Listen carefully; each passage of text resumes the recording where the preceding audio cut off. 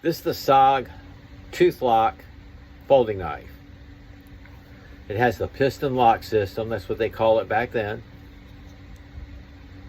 GRN scales with a nice texture for grip, nice pattern for grip, lanyard hole, true deep pocket carry. It is a thumb stud opening. Check that blade out. It is Wicked Wednesday. It's partial serrated, satin finish, got jipping here. Feels great in the hand.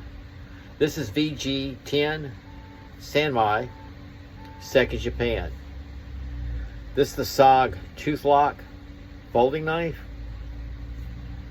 made in Seki, Japan. Nice action too.